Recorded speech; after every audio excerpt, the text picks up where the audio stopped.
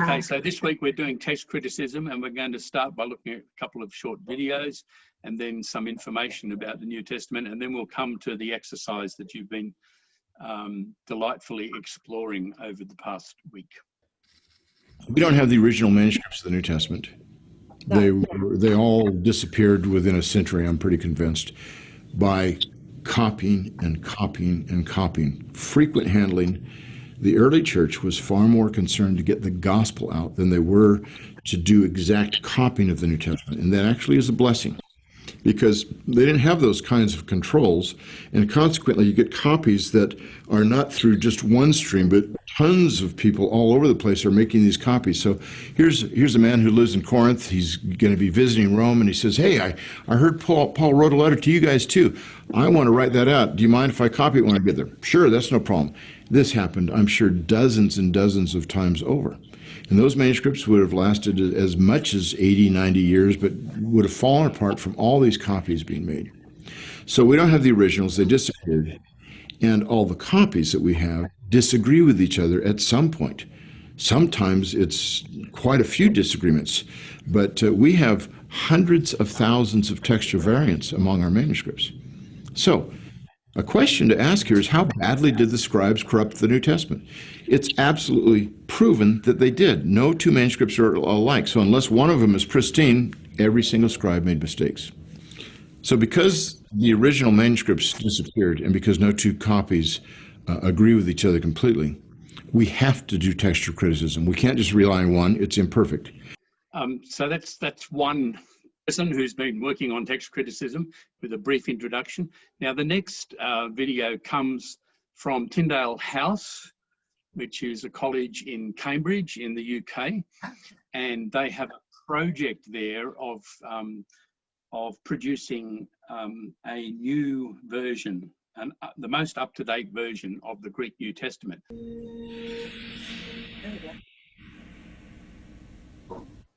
The text of the Greek New Testament has suffered in some ways in the course of transmission.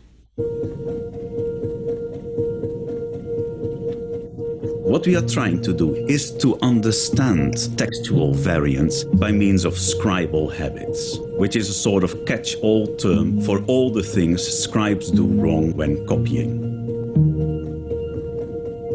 By the late 18th century, people had begun documenting very typical mistakes that scribes make. But they were generalized across a whole number of manuscripts. So they would say scribes generally make these sorts of mistakes. What's happened in the second half of the 20th century and the 21st is people have started asking the question, can we say what mistakes particular scribes make?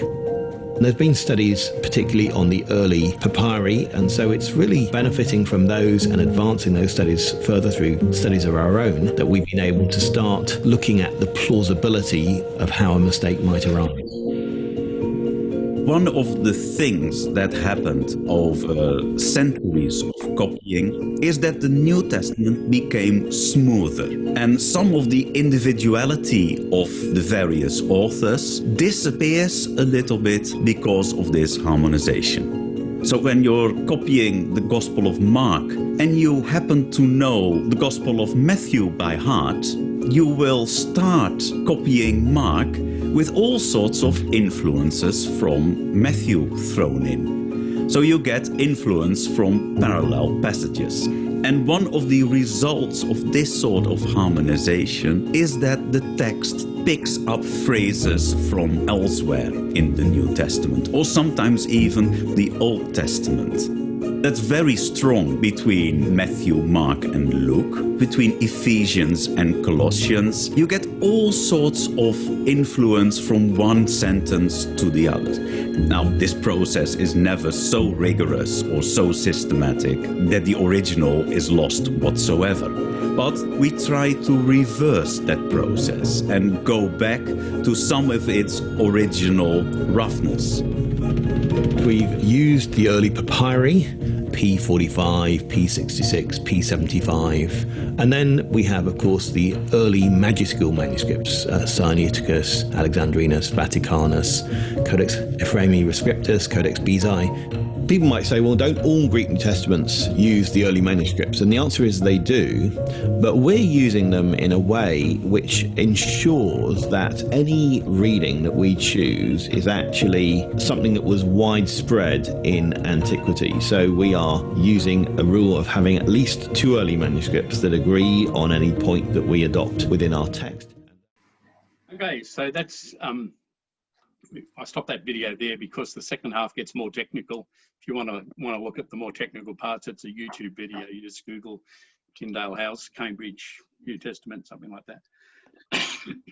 I've got there are some pictures and some information in your book, and we're going to also look on the PowerPoint at some information about the text of the New Testament. These are the kind of things that those people were on the videos work with, and you can see particularly on the left hand, the 2 examples on the left hand, the idea of no spaces between letters. That's just one letter after another. You can also see on the right hand example, there are parts missing. That's because the documents haven't been as well preserved as to hold everything. So that's the kind of material that they're looking at. I don't want to highlight, I want to move on to the next one. Now, we saw last week that whilst Jesus lives in the first 3 decades of the 1st century, and Paul's writing letters in the 50s, and other letters are being written in the 60s, 70s, and Gospels in the 70s, 80s, 90s. The actual hard copy earliest that we have of any New Testament is this that you have in front of you. It's one tiny piece of papyrus. The left-hand side shows you the front of it. It's called, technical term is the recto. The right-hand side shows you the back of it, verso. So like our books, they're writing on both sides of the papyrus, like we have print on both sides of the page. But this is all that it is. And the front is 3 verses from the Gospel of John, and the back is 2 verses from the Gospel of chapter 18. So you can see it's about the size of a credit card. And that is conserved in the John Rowlands University Library in Manchester, which is one of the places where lots of work on the text of the New Testament goes on. And the reason that they know that that's what it is because you correlate the letters that are Greek letters there with the Greek New Testament, and then you find, well, that's where it's from.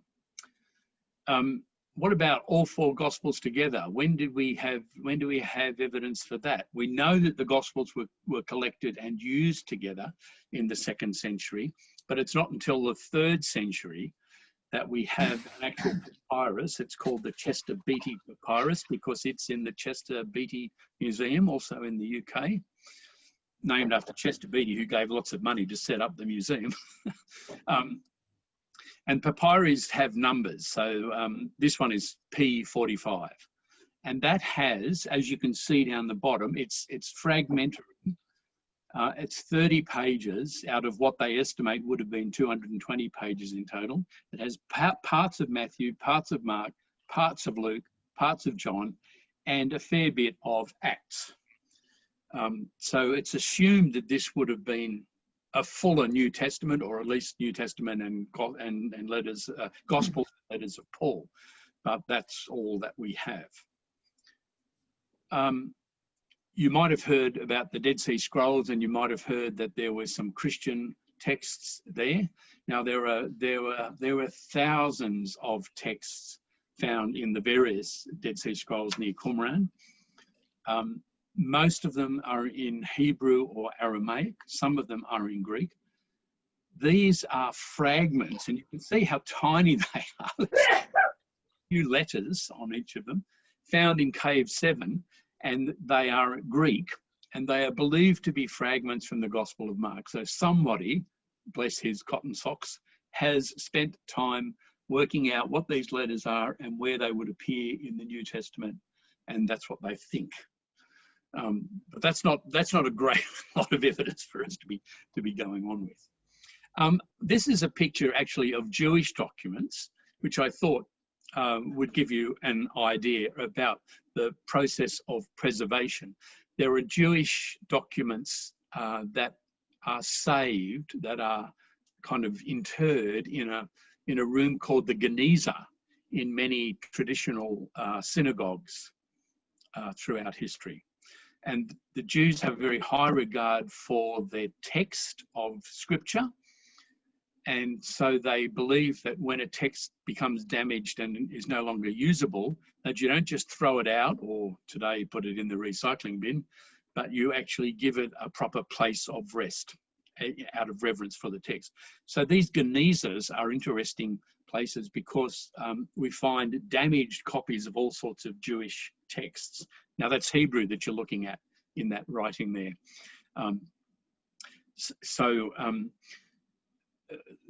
That gives us stuff about the Old Testament and about other Jewish writings. In terms of the New Testament, a number of the documents that we found actually come from the rubbish tips of towns. And there's a particular town in Egypt called Oxyrhynchus, which was discovered in 1898 onwards.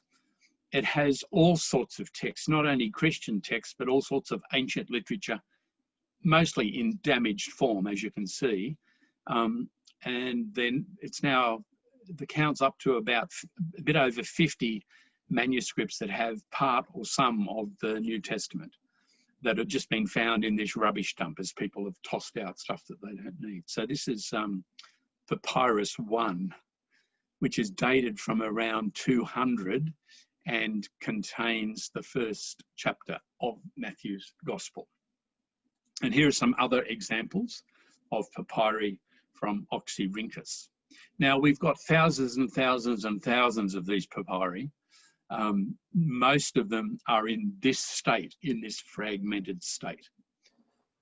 So it's reconstructing the text that's on there and then working out where it might correlate with the New Testament, if it does. And then comes the task of comparing the different versions that were circulating. So here's another example or set of examples of New Testament manuscripts, just to give you an idea of the different style of writing that was used over time. If any of you have done any work with historical documents in English, you know that the style of writing changes from sort of the 16th century to the 19th century to the 20th century. And so too with Greek. So it's not just a matter of knowing the Greek letters and Greek words, but working out the style. Now, the more substantial evidence that we deal with, the papyri are fragmented bits and pieces and often quite damaged. From the time of Constantine, when he was converted in the early 300s, the year 312, Constantine made Christianity the state religion, and he supported the development of Christian enterprises. And that included the copying of the text of the Bible, both Old and New Testaments. And this is around the time that we find a lot of manuscripts start appearing as a codex, plural is codices. A codex, of course, is what we call a book. So it's a whole lot of leaves that are written on front and back, recto and verso, and then bound together and then put into a cover that makes them much more secure. So many of the codices that we have are full or not damaged nearly as much as the papyri. So I wanted to show you a couple of examples of the codices. This is Codex Vaticanus, which is dated to the 4th century. The names are interesting because they really just describe the place that they are residing. So this, of course, is in the Vatican. And you can see it's in pretty good condition. You can also see from looking at it that there's use of colour, there's use of capitals.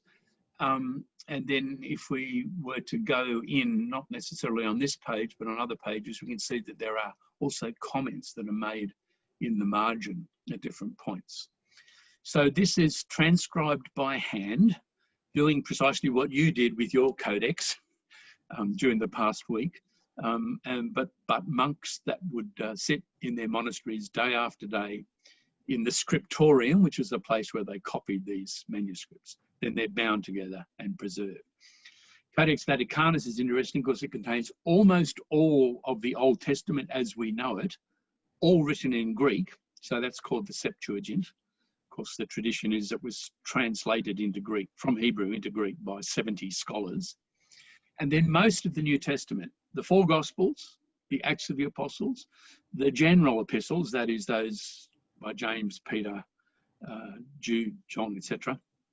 The Pauline epistles, and the epistle to the Hebrews, although it stops at chapter 9, verse 14, because that's the last book. So whether it was damaged or whether they just stopped, who knows? It doesn't have the pastoral epistles, 1 and 2 Timothy and Titus. It doesn't have the tiny little letter of Philemon, and it doesn't have the Revelation to John. So this gives you an idea of even when, so in the 4th century, in the late 300s, when Christianity is the state religion and has resources to copy the text, even then the books that are included are varied.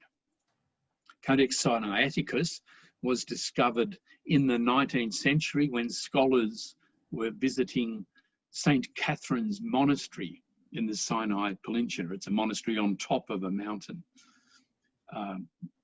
by tradition, Mount Sinai.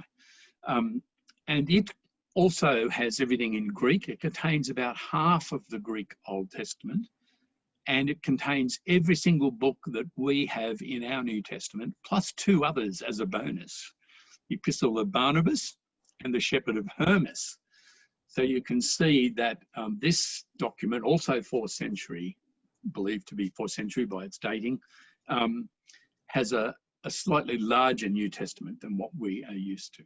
So these are the texts that are used, that are compared when looking at what the original text of the New Testament might have been. We have a whole lot of good papyri, a whole lot of fragmented papyri, and then from later on a whole lot of in good condition codices.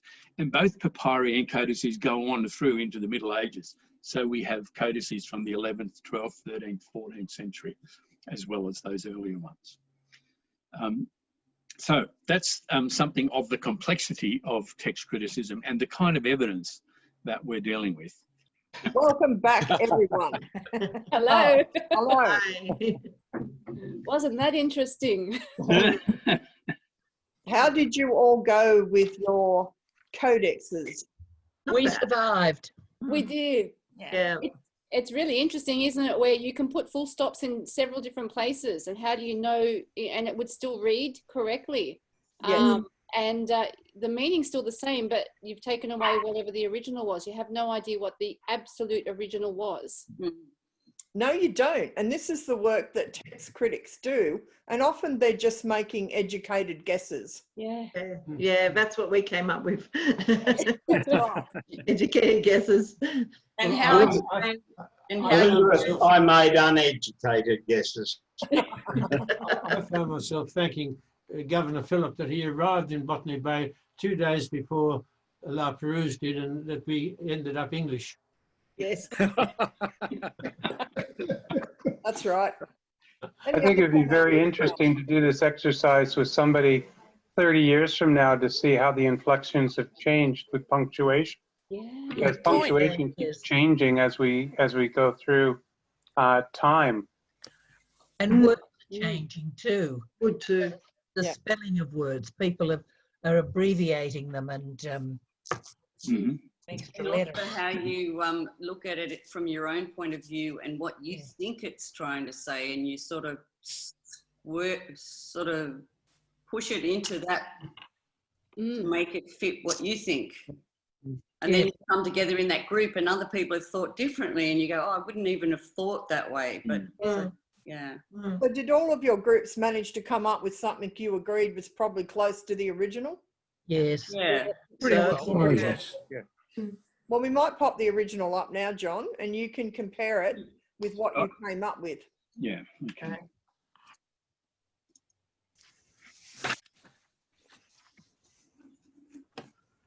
So that is the actual article that was in Reader's Digest. All corners of the world, yeah. Group. Oh, no, no, come down. From Fulham. Yeah.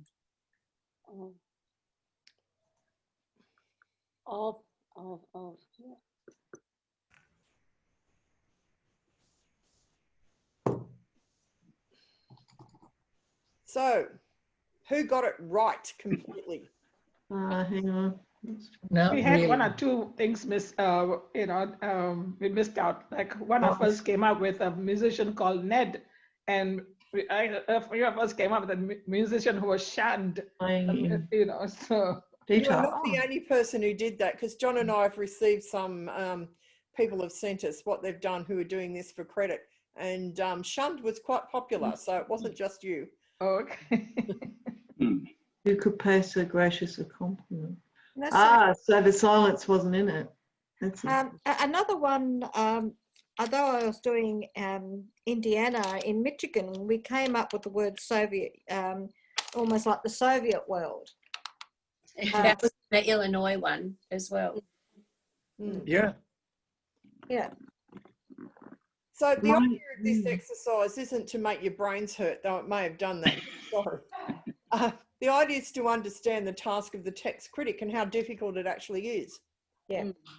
Because scribes make mistakes, and scribes, and then other scribes will copy those mistakes and maybe add their own, so it compounds the issue. And the reason I use this particular article, even though it's from 1989, is this exercise was actually designed by a text critic. And if you are really understanding what scribal errors are, and there's about 14 that have been identified, and that the fact that you can trace trees of manuscripts by following through handwriting and also scribal errors. You know, when a manuscript's copied an error that's occurred for the first time, when you see that same error again, you know it's a copy of that other copy, if you understand. Yeah. So he set this particular thing up that the 4 codexes you were doing it, if you were training as a text critic, you'd not only be able to identify all the scribal errors, but you'd be able to put them into what's called a text tree, where you can see which were the earlier ones and which copied mistakes. So that's why I keep using that, because it's been formulated by a text critic who's done it very carefully and has all the errors that you need to know about actually embedded in all of those texts.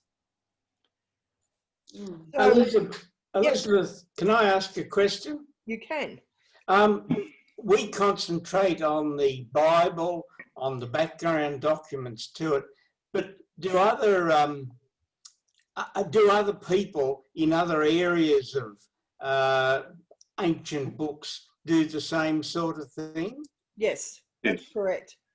Most ancient books aren't in good nick. I mean, the Dead Sea Scrolls, which are so famous, apart from a little metal scroll, which by virtue of being metal couldn't disintegrate in the same way, they're all fragments in jars. So the first task you do when you're a text critic is you get those fragments out, and like a jigsaw puzzle, you have to piece them back together into the manuscript. So that means matching up letters and flourishes of ink, and so only when you've done that can you start the task of actually translating it and then working out what the errors are and how it relates to other manuscripts you may have found in the same repository, whether that's Oxyrhynchus or the Dead Sea Scrolls. So that's why it takes years to release translations of texts that are discovered.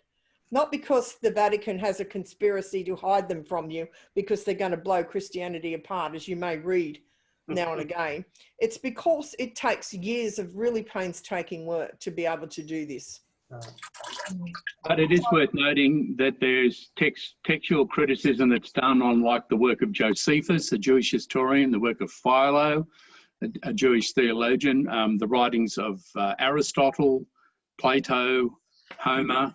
The same kind of issues are there because we don't have the originals of those. We have copies and copies of copies. Yeah. We do have a lot more copies of the scriptures than we have of Plato. True. Yes.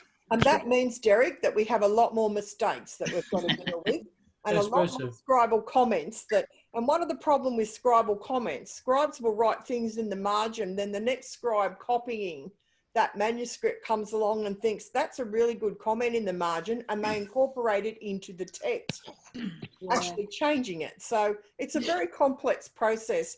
And the more you have doing it, actually, the more mistakes you are likely to get and the more variations you will get. And there are literally thousands of textual variants.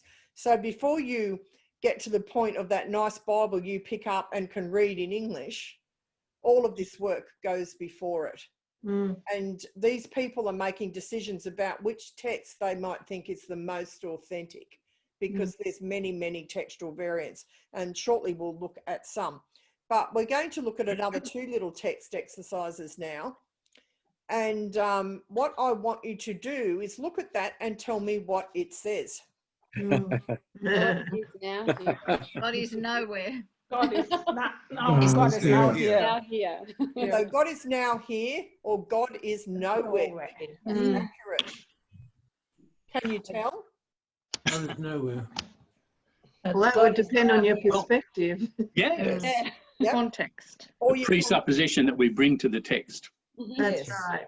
So if you find this little thing as a fragment and that's all that's on it, you're not going to know the context. So you're guessing if it's God is nowhere or God is now here. If you find it and it's embedded in a couple of passages, you'll probably be able to guess from that context which is the right way of reading this. This is just a hypothetical example to show you that often when you're looking at ancient things, there may be two completely valid grammatical and ways of, not just grammatical, but in terms of sentences and nouns and verbs, there might be two perfectly legitimate ways of reading something. Especially with Hebrew, which Hebrew is what's called a pointed text. And you can get just the consonants or you can get the little vowels written in. If you have just the consonants, for example, the word for curse and blessing is 3 consonants. Now, you don't know if it's curse or blessing unless it's got the pointing, that is the little vowels written in. And that's a deliberate play that Hebrew does, but we can talk about more of that in the Old Testament. So can we have a look at the next one, please, John? Well, this one's ambiguous, but the next one, there's no question. It's clear what it's saying. Yeah, I know for the men. Or I'll just come down and poke you with a pointing stick. Women without her, man is nothing. So how are you going to punctuate? Without her, man is nothing, yeah. A woman without woman, comma, without... With woman without her, man is like after her, comma. Okay, we might put up the whiteboard. I think is that what you're doing, John? Yes. Okay, so Henrietta, what do you think it is? Woman. Yeah. Without her, comma, woman, comma, without her. Man is nothing. Man is nothing. Yeah. No. Yes. Now, can I just correct that a little bit? I think it would be better if, John, if we put woman exclamation mark. Yeah. Yep. That's what I would do. Yep. That's better punctuation. And without her, man is nothing. How else can you read this? Woman without her man is nothing. Yes. So woman without her man, comma, is nothing. Without her, man is nothing. What about without Herman? Now, if you wanted to, because of course we know text has a proper name. The first version is the truer one. So woman without Herman is nothing. That is a completely valid reading. It is. Why not no thing rather than nothing? So woman without her man is no thing. Probably because that's awkward reading. But having said that, doesn't mean an ancient scribe in this theoretical case could not have written something awkwardly. The Gospel of Mark, for instance, can have 2 tenses in one sentence. So you've got to have the context to know, is it present or is it past? So this is just, again, a little hypothetical exercise to show you that sometimes how you punctuate it's quite ambiguous. And again, you would need the context to be clear about how you're going to actually transcribe that in a way that makes sense and is faithful to something we know of the text. Text critics have devised a series of principles that they operate by, and the two fundamental principles of these. The shorter reading is to be preferred. The presumption is that scribes expand text during the process of transmission, like the one that added the thing about shushing the accompanist, one that had that version.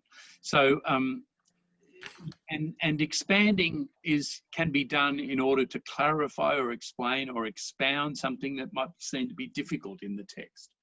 So if the addition of just a word or two can make the meaning clearer, then the scribe may well think, well, there's no harm in adding this word or these words to the text. And sometimes what text critics today have discovered is that a scribe saw that a text was difficult and in the margin made a little comment. And then the next person that came along thought, oh, he meant to put that word in there and he didn't leave space. So let me put that word in. So the marginal comment from one scribe becomes part of the text in the next scribe. And then the next person just copies it thinking, well, that's the text. So that's an example of how expansion works. The other principle is the more difficult reading is to be preferred. And the presumption is that scribes see what they expect to see or what is commonly written. And so they might see something and it jars a bit, but as they register it, they sort it out in their brain. So they unintentionally correct readings, which are kind of uncommon or difficult. So there's a tendency to explain, to make clear, to modernize something that's difficult or obsolete. So we thought that we would take the Lord's Prayer, and you have the two versions as reported in Matthew and Luke on page 23 of your workbook. So you had two questions to think about, looking at Matthew and Luke. Which do you think might be the original? I think Luke. Luke? What is the reason you think Luke might be the original? Well, in our group, we were discussing and that it's quite the concise version. Yes. So it really is when you compare it to the Matthew one, it's like everything that is in Luke, Matthew's put in, but he's added a bit. And it wouldn't make sense to take the Matthew one as the original and remove half of that stuff. So we thought that was the more concise. It's almost like Matthew's gone along with the thoughts and then expounded it, to sort of explain that theology in there. Yes, because part of the theory is that people tend to add rather than summarize or take out. Yes. In the ancient world when they're writing things. Anything else that another group might have discovered that wasn't covered by what Ray said? Pretty much it. Peter, would you like to talk about what you discovered in the King James Version in the Gospel of Luke? Well, in Luke, it doesn't mention that thy will be done on earth as it is in heaven in the NIV, in the modern translations. But I'm at my mother-in-law's house and I've got her old Bible, and it was given to her when she was 15. In the King James, it says, thy kingdom come, thy will be done as in heaven, so on earth. Okay, so what has the King James Version actually done there? Maybe they took the Matthew version and matched them. Yes. Oh, is that in the Luke version? Yes. In the Luke version. Yes. Wow. Okay. That's interesting. Peter's hypothesis is probably correct. They wanted to harmonise the two Lord's Prayers. So they borrowed from Matthew and stuck it into Luke. And that's not where it was, of course, in any ancient manuscript that we have. But that's a great example of how it happens. That is a great example of how it happens. So you're sitting there day after day copying out all of this stuff, and then you come to something that you really know, really familiar. Jesus taught them how to pray. And so you don't even look at what you're copying from. You just write it out as you know it, and then you go on and pick it up, and you don't even realise you've done it. And it's interesting, the one we pray is the one in Matthew. Yes. That's the one we're familiar with. Yes. Yeah. Well, I'd say that was composed for a church, a congregation to pray. I mean, my version, my NIV says, Father, hallowed be your name, your kingdom come, give us this day our daily bread. All the bits about in heaven are textual footnotes. Right. Yes, because it's just referencing you to Matthew. So obviously Matthew and Luke know the Lord's Prayer and they know a version of it. Okay. But for varying reasons, they've done it differently. Now, your will be done on earth as it is in heaven. If you've been paying attention to the lectionary, you'd know in the last 2 weeks, the Gospel of Matthew has talking about what is bound and loosed on earth will be bound and loosed in heaven and vice versa. Yes? Yes. Remember that? And of course, here it is here. What is done on earth as it is in heaven. So it's just Matthew reiterating those same concepts that he's been talking about. So we can probably assume from that this is something dear to the heart of Matthew that he's just popped in. John, you made a comment about people sitting down there and copying away and remembering what they remember. Was there any quality control in these monasteries? No, I'm being serious. I mean, if you sent 3 young scribes in, does the abbot sort of sit there and say, no, you've got that's wrong, or? Yeah, I don't know the answer. Okay, right. You have to ask. I believe there was cross comparisons. Certainly the early scribes had no one with quality control. People writing these out in the 2nd to 4th centuries, I doubt had quality control. And we know scribes abused each other too, because in some manuscripts, one scribe will call another scribe, a knave or the equivalent of that for changing something in the text. So they'll actually sling off at one another. So the only quality control really is themselves. It's different with the Hebrew Bible. There was quality control there and you did not make mistakes. If you made a mistake copying the Torah, you had to go right back to the beginning of Genesis and do it again. Okay, now this is just added information about the Lord's Prayer. There's a third version that appears in the document called the Didache. Didache means teaching. And you can see that this version is familiar and not familiar.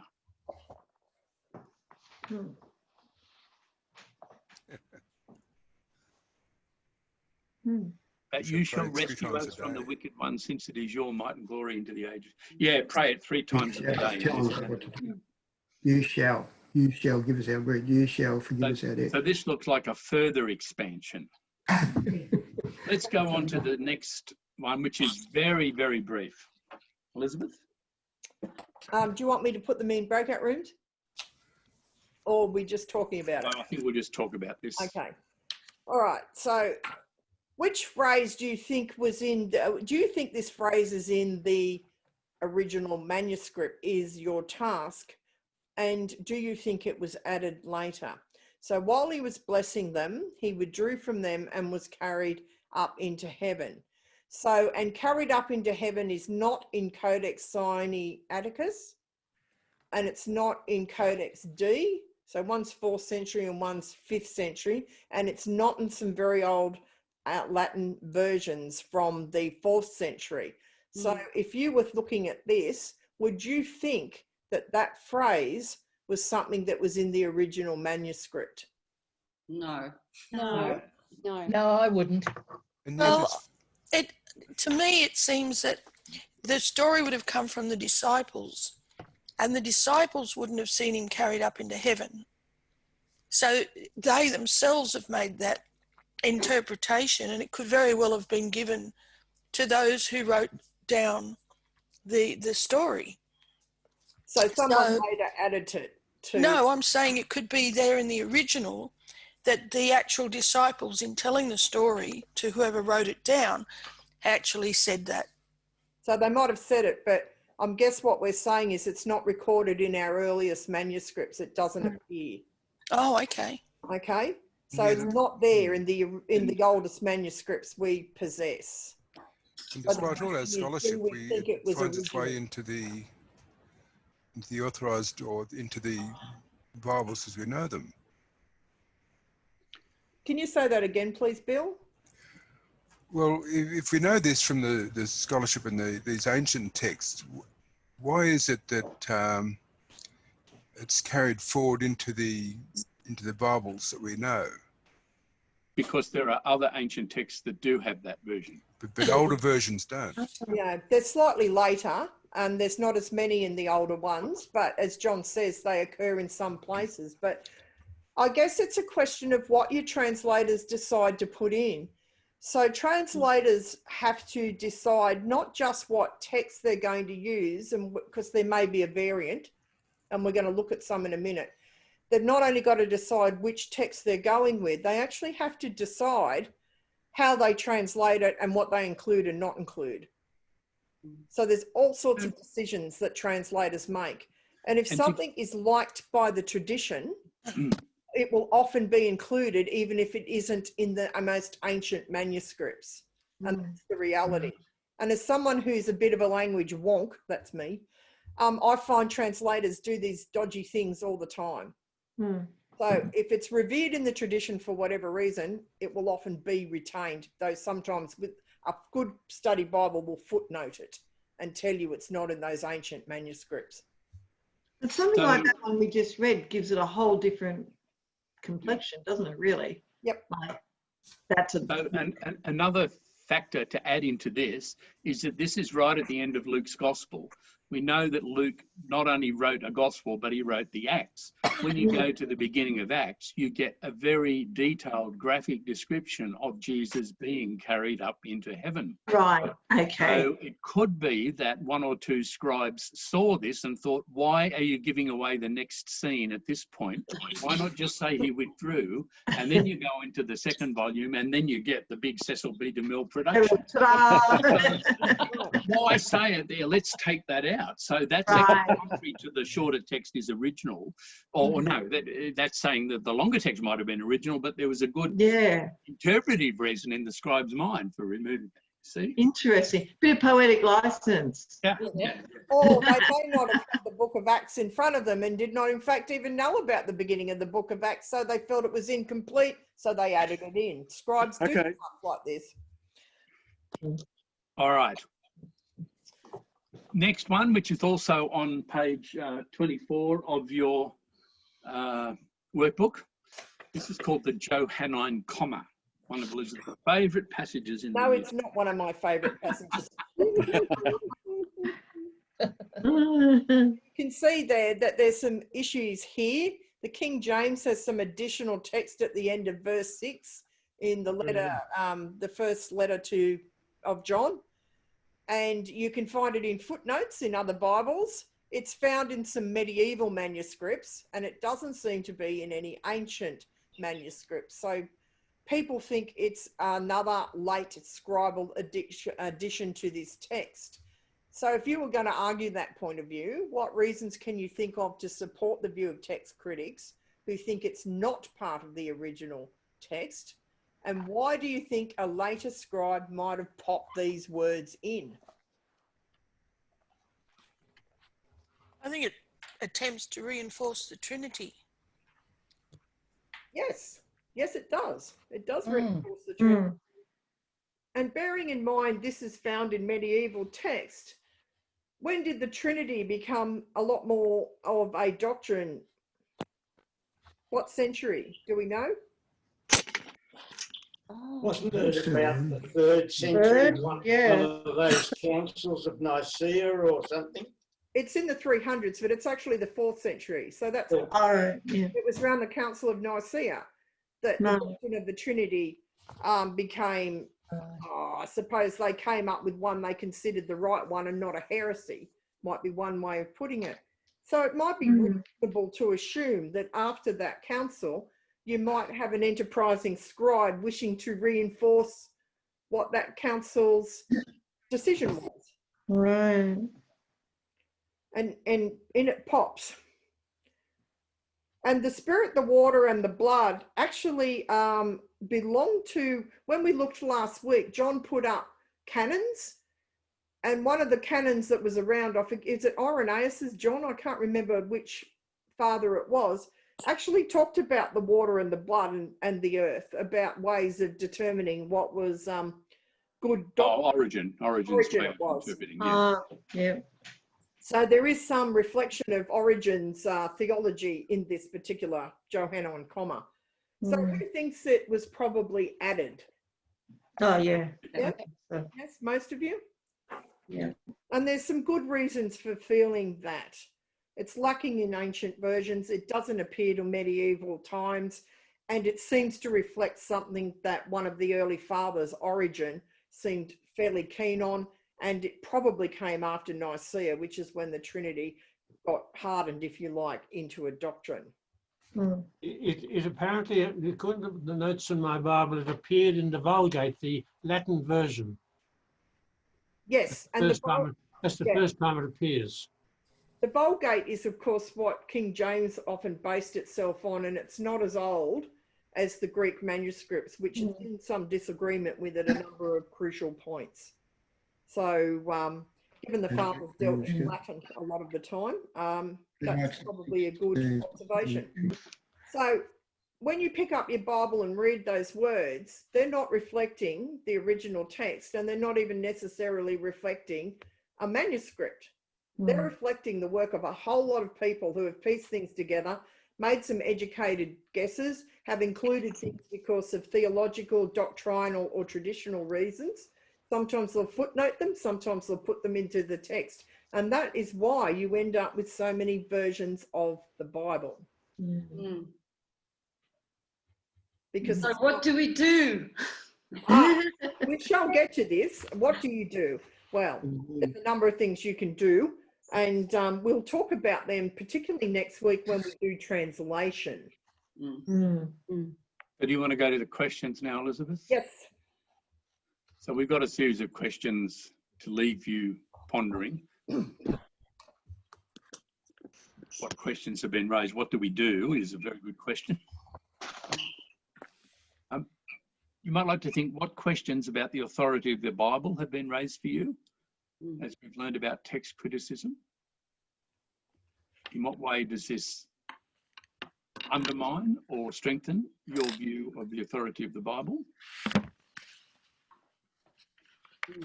So they're questions for your pondering. And the one that's going to lead into next week, Elizabeth, do you want to talk about that? We can. Yes. I just wanted to briefly get you thinking about, and I've mentioned it now, why do you think there's so many translations of the Bible? Because there's literally hundreds of them.